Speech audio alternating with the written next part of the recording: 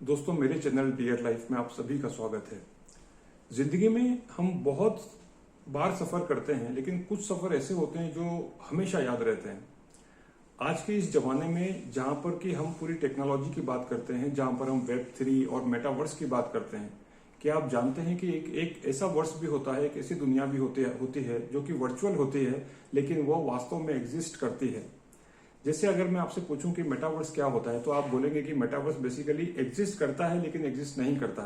तो ऐसी ही एक दुनिया के बारे में मैं आपसे आज बात करना चाहता हूं।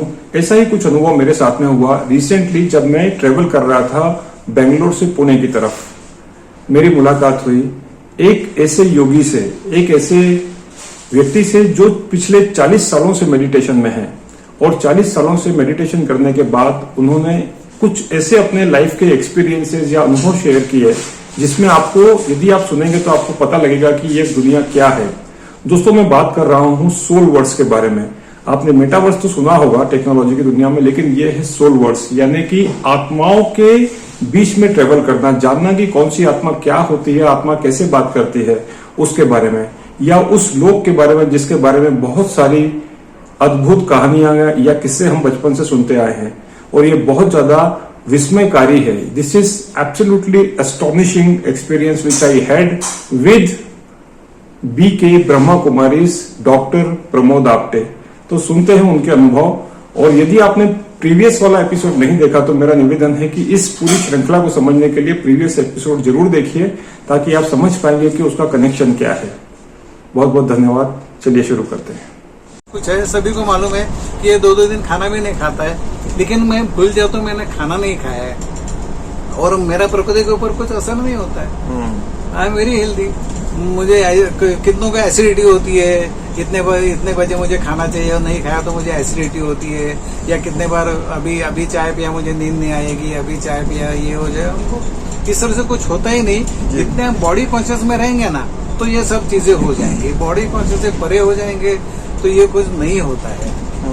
और दूसरा एक है, अभी जैसे मैंने आपको बताया मेरी उम्र 70 है, लेकिन मुझे भी ऐसा लगता नहीं कि मेरी उम्र 70 है। हम यहाँ इस शरीर से बाहर निकल के परम धाम, जहाँ परमात्मा निवास करता है, तो परम धाम में जाके रहने की हम कोशिश करते हैं। तो परम धाम में जैसा ब्लैक होल में आज गई हुई चीज बहुत पहले वापस आ जाती है, मालूम है ना।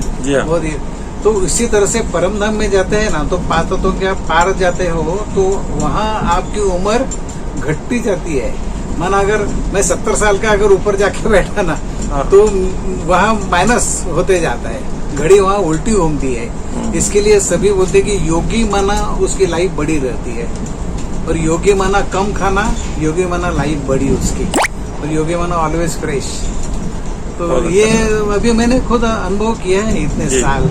मेरे ऐसा नहीं कि यहाँ वहाँ का सुन के कुछ बोल रहा हूँ, ये मेरा डेली अनुभव है। बहुत अच्छा, मेरा सौभाग्य है कि आज हम लोग सब आपसे मतलब मिल पाए, और तो सौभाग्य है ना, विचार शेयर किए, मिले और हम शेयर कर सके ना। हाँ, जितना शेयर करेंगे ना, तो उतना फिर लोगों में जागृति आएगी। मेरा उद्देश्य यही है इसको रिकॉर्ड करने का, कि ये जो चीजें जो आपने बताई हैं, मेरे को तो सही बताइए गूज बम्स हो रहे थे, रोंगटे खड़े हो रहे थे जिस तरीके से आप बता रहे थे। और मेरे को लगा कि ये चीजें जो है मैं रिकॉर्ड करके, क्यों नहीं, मेरे हमारे जितने ऑडियंस, जितने लोग देखेंगे उनको सबको इसका फायदा मिलेगा, उनका विश्वास बढ़ेगा। डेफिनेटली नहीं, और ये बात सच्ची है, इसके ऊपर उनका विश्वास बैठेगा, और कोई भी कर सकता है। ऐसे नहीं कि उसमें कुछ ऐसा सन्यासी है स्पेशल, ऐसा उसमें कोई ताकत अलग से है या सिद्धि प्राप्त हो गई, ऐसा कुछ भी नहीं है। सिद्धि प्राप्त करना बहुत इजी है। सिद्धि प्राप्त जो करते हैं ना, वो बहुत इजी बात है। हम तो उसके भी आगे जा सकते हैं। बहुत बढ़िया। सर्व सिद्धि प्राप्ति जो बोलते हैं ना, उधर जा सकते हैं हम।